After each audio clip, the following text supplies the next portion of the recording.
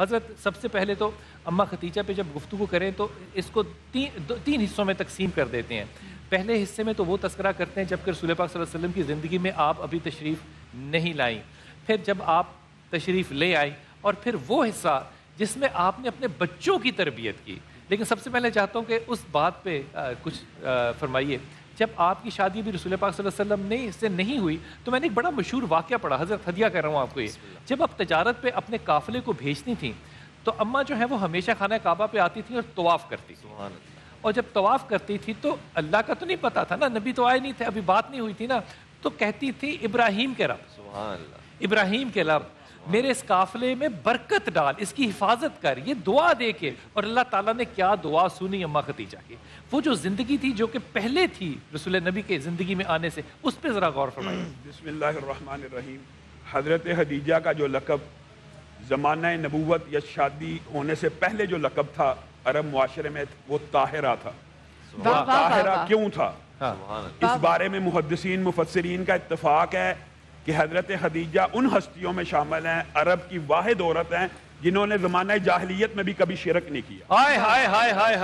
اس وجہ سے ان کو طاہرہ کہا, جو کعبے کا طواف کرنے والی. اور نبی کریم صلی اللہ علیہ وسلم کی مشہور حدیث ہے کہ خدیجہ میں لات منات عزا کی پوجا نہیں کروں گا. حضرت خدیجہ نے کہا ان کو چھوڑیے, ان کو ترک کیجیے, میں بھی ان کی پوجا نہیں کرتی. مفہوم یہ ہے.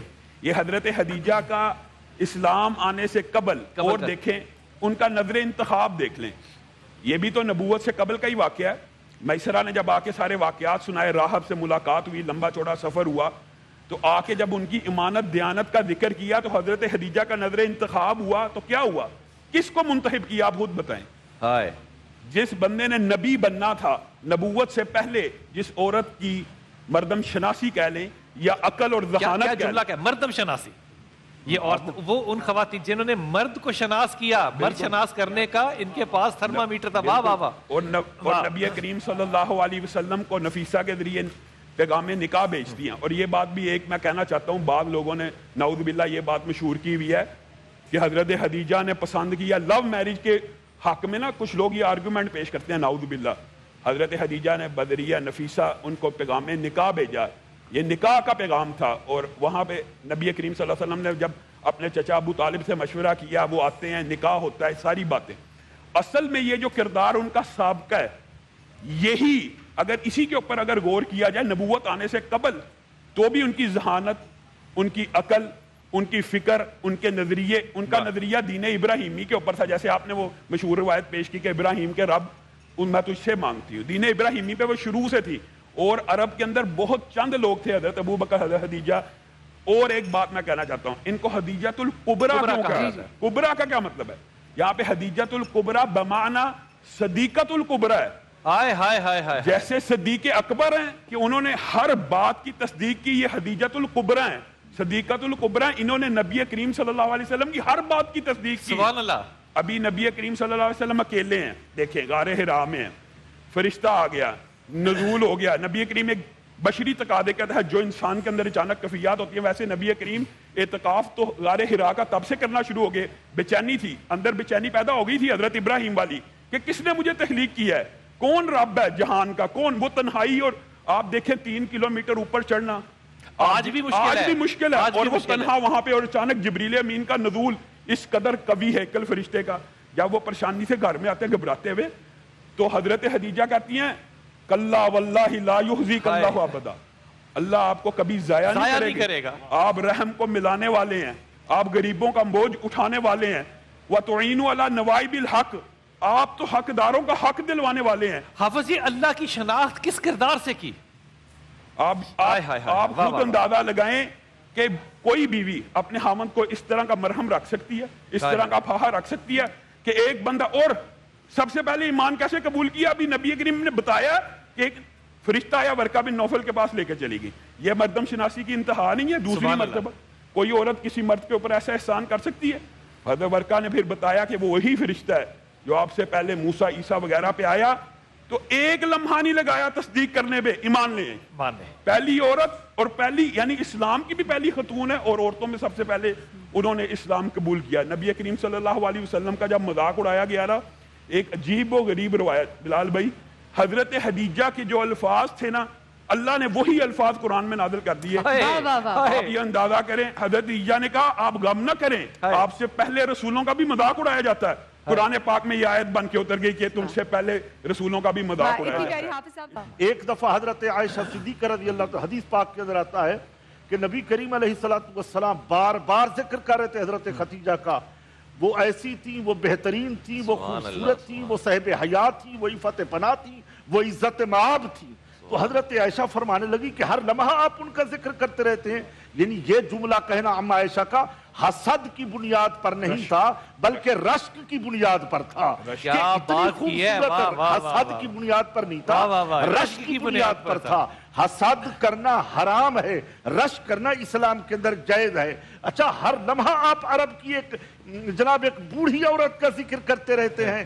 فرمایا ہاں عائشہ, اس کا میں ذکر کیوں نہ کروں, اس خدیجۃ الکبریٰ کا میں ذکر کیوں نہ کروں کہ جس کے لیے خود خالق بھی سلام بھیجتا ہے اور جبریل بھی سلام کرتا ہے. بلال بھائی کتنی ایک انہوں نے عمدہ بات کی. حضرت عائشہ, ایک بات ذرا غور کرنا, حضرت خدیجہ کے جو 15 فضائل ہیں وہ حضرت عائشہ سے مروی ہیں. حضرت عائشہ رشک کر رہی ہیں کہ حسد کر رہی ہیں. یہی حدیث دوسرے معنوں میں ہے. جب حضرت خدیجہ کا کثرت سے ذکر کیا اور بکری کو ذبح کیا اور کہا خدیجہ کی سہیلیوں کو بھیجو, تو حضرت عائشہ کہتی ہیں آپ ہر وقت انہی کا ذکر کیا کرتے ہیں. تو نبی کریم صلی اللہ علیہ وسلم نے فرمایا میں اس لیے ان کا ذکر کرتا ہوں کہ جس وقت لوگ میری تکذیب کر رہے تھے وہ میری تصدیق کر رہے تھے. جب لوگوں نے میرے پہ مال روکا وہ مجھے مال دے رہی تھی. اور اللہ رب العزت نے اگر وطن کا انتخاب کیا اولاد محمد کے لیے تو نبی کریم حضرت عائشہ کو بتا رہے ہیں اور حضرت عائشہ امت کو بتا رہی ہیں. حضرت عائشہ خود اس حدیث کی راوی ہیں اور حضرت عائشہ نے کتنی خوبصورت حدیث بیان کی ہے.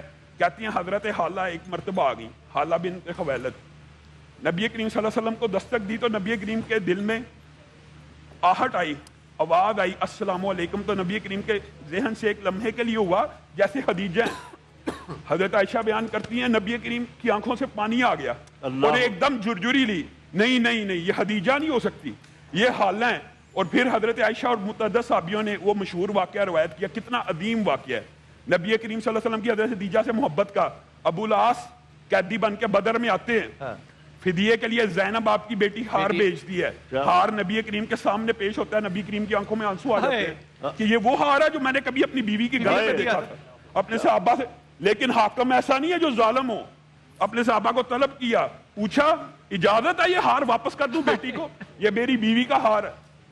اندازہ کریں یہ حاکم کا معیار ہے. نبی کریم زارو کتار رو رہے ہیں, صحابہ نے قبول کیا. اور ابو العاص کے بارے میں نبی کریم نے 2 مرتبہ صحابہ سے اجازت لی ہے. ایک مرتبہ اس ہار کے لیے, دوسری مرتبہ جب ان کا قافلہ لوٹ لیا گیا تو نبی کریم نے کہا یہ مال خدیجہ کی بیٹی کا ہے, خدیجہ کی بیٹی کا ہے, میں اس کو لٹا دوں. نبی کریم صلی اللہ علیہ وسلم ساری زندگی حضرت خدیجہ کو پل پل کسی لمحہ نہیں بھولے. اور یہ اعزاز اگرچہ نبی کے اوپر جائز تھا, امت کو بھی پتہ ہے شادی کر سکتے تھے, لیکن اللہ کی قسم حضرت خدیجہ کے احترام کی وجہ دوسری شادی نہیں. جب تک خدیجہ زندہ رہی حضرت خدیجہ دوسری شادی نہیں ہوئی. دوسری شادی حضرت خدیجہ زندہ رہی ہے دوسری شادی نہیں کی. اور بطن خدیجہ سے ساری اولاد پیدا ہوئی. ایک بیٹا ماریا قبطیہ سے پیدا ہوا ابراہیم, لیکن وہ بھی زندہ نہیں رہے. اولاد جو بھی چلی ہے حضرت خدیجہ کے بطن سے. کہ بی بی صاحبہ کے آخری ایام سنا ہے شیب ابی طالب میں درختوں کے سوکھے پتے انہوں نے کھائے اور ملکۃ العرب ان کا لقب. تو علماء ذی وقار اگر آخری ایام کیسے گزرے اس پہ روشنی ڈالیں گے. شیب ابی طالب کے اندر دیکھیں جو ابھی بھائی نے بتایا کہ ہاتھی دانت کا فرنیچر ہے, اور شیب ابی طالب کا بائیکاٹ کس سے تھا؟ بنی ہاشم سے. یہ بات بڑی سمجھنے کی ضرورت ہے. حضرت خدیجہ کا تعلق کس سے تھا؟ بنو اسد سے. حضرت خدیجہ کا بائیکاٹ ہی نہیں تھا. حضرت خدیجہ اگر چاہتی تو شیب ابی طالب کو چھوڑ سکتی تھی, لیکن انہوں نے اختیار کیا ہے. بعض لوگوں نے یہ بات بھی کی ہے, لیکن چلے توہین کا پہلو نہیں ہے. ایک ہوتا ہے اختیار کرنا, ایک ہوتا ہے اضطرار. بنی ہاشم پہ تو اضطرار تھا, وہ تو مجبور تھے. بنی اسد پہ کیا اضطرار تھا؟ حضرت خدیجہ نے وہی عمل کیا جس کی طرف انہوں نے حدیث پیش کی ہے, وہ عمل کیا جو حضرت آسیہ نے کیا تھا. فرعون کے محلات تھے نا, فرعون کے محلات کو ترک کیا, چھوڑا. امیر تھی, کبیر تھی, ساری زندگی خوش رہ سکتی تھی, صلیب پہ چڑھ گئی نا. حضرت خدیجہ مکے میں رہ سکتی تھی، اپنے گھروں میں جا سکتی تھی، لیکن آرام کی کس کو زندگی گزار سکتی تھی. حضرت آسیہ کی تقلید کی. اور نبی کریم صلی اللہ علیہ وسلم نے کہا 4 عورتیں ہیں جو دنیا میں واجب تقلید ہیں، ایک آسیہ، ایک مریم، ایک خدیجہ، ایک فاطمہ. اس کے علاوہ یہ شیب ابی طالب کے اندر جو مشکلات کاٹی ہیں، پھر اس کا جزا اللہ نے کیا دی ہے. صحیح حدیث آپ کے سامنے رکھتا ہوں، اور متعدد 6 سے زیادہ روایات ہیں حضرت عائشہ سے بھی، حضرت ابو ہریرہ سے بھی.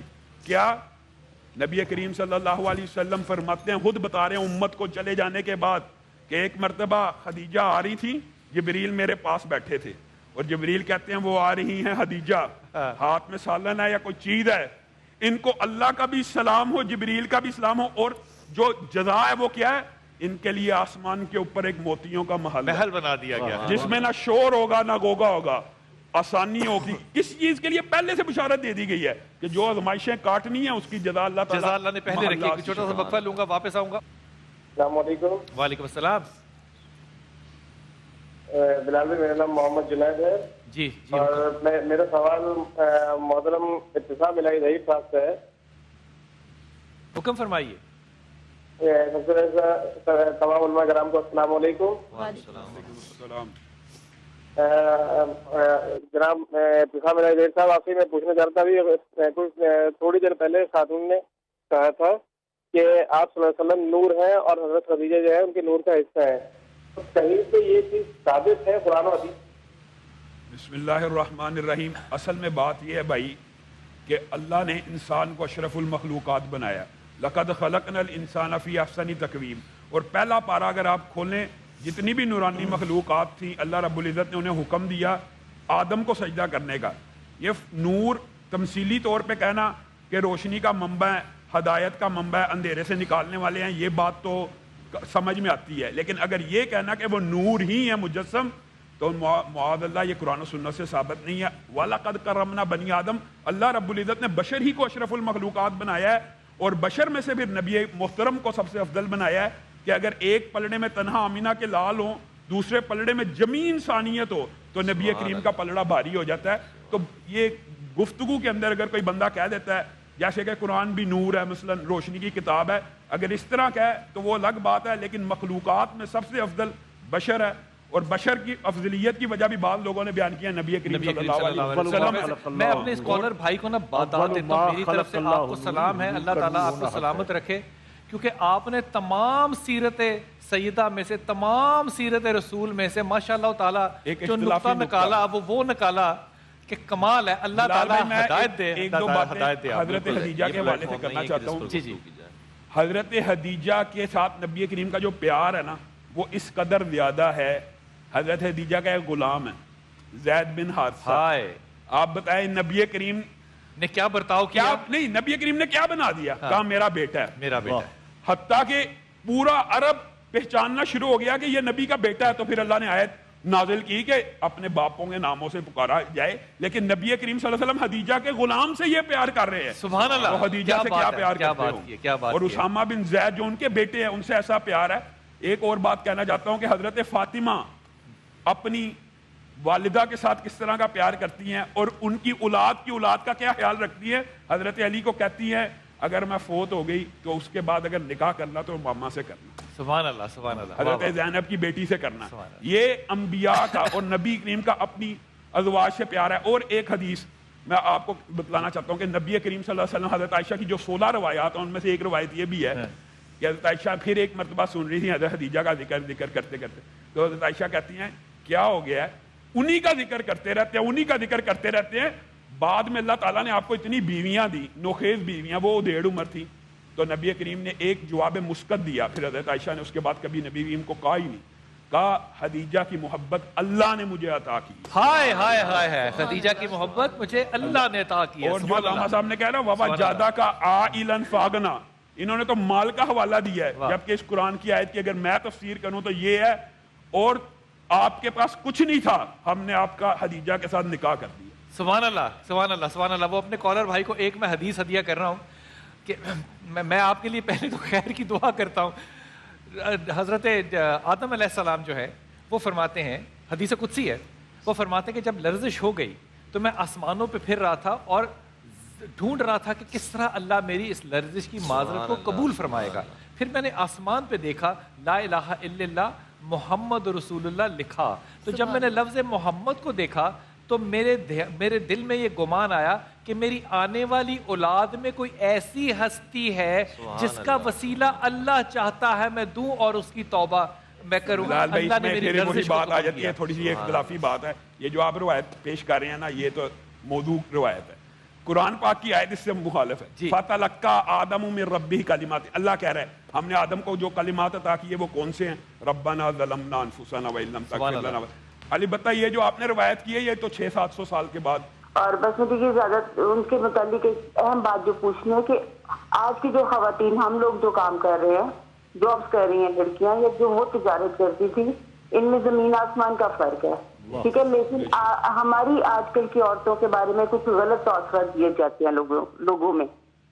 تو اس کی ایک مطلب کیا خاص وجہ ہے کہ لوگ کیوں اس طرح سوچتے ہیں, جبکہ وہ بھی تو تجارت کرتی تھی, وہ بے شک ایک پاک باز ہستی تھی, اور لیکن یہاں ہماری عورتیں بھی تو مسلمان عورتیں جو ان میں بھی تو یہ چیز ہے نا. میں ایک سوال ان سے پوچھتا ہوں, اگر مسلمان عورت کام نہ کرے, ڈاکٹر نہ بنے, تو مسلمان عورت کا پردہ کیسے محفوظ ہوگا؟ کیا بات ہے, واہ واہ واہ واہ, جو کیسز صاحب کیا خوبصورت بات کی ہے. عورت کے پردے کی ضرورت, عورت کا کام کرنا. مجھے ایک بات بتائیں, ٹیچنگ کا شعبہ ہے, عورت کا پردہ محفوظ نہیں رہ سکتا اگر عورت ٹیچر نہ ہو.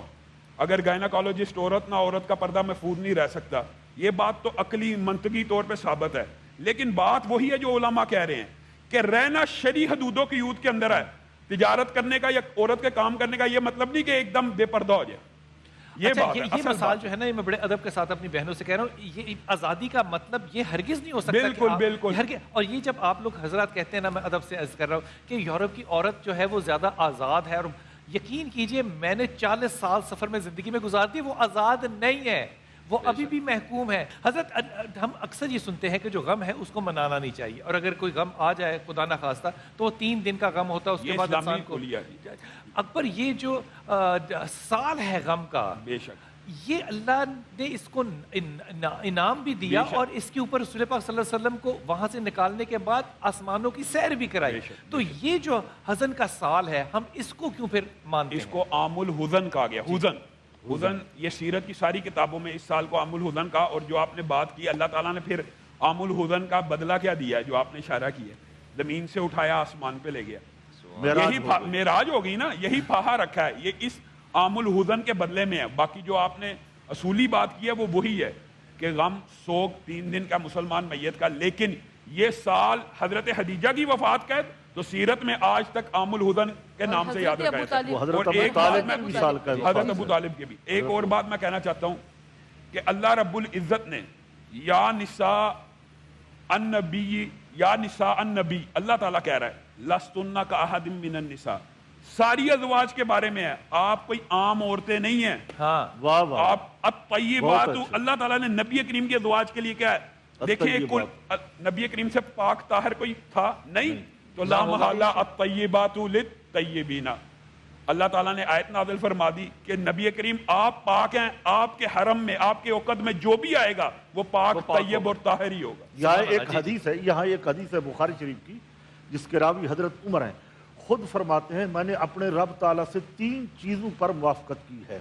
ایک تو میری یہ خواہش تھی, سوچ تھی, مقام ابراہیم جو ہے وہ مصلی بن جائے, وہ یہی ہے. فرمایا من مقام ابراہیم مصلی, اللہ نے یہ میری خواہش پوری کر دی ہے. دوسری بات یہ میں چاہتا تھا کہ رسول اللہ صلی اللہ علیہ وسلم کی ازواج مطہرات کے لیے پردے کے احکام آ جائیں.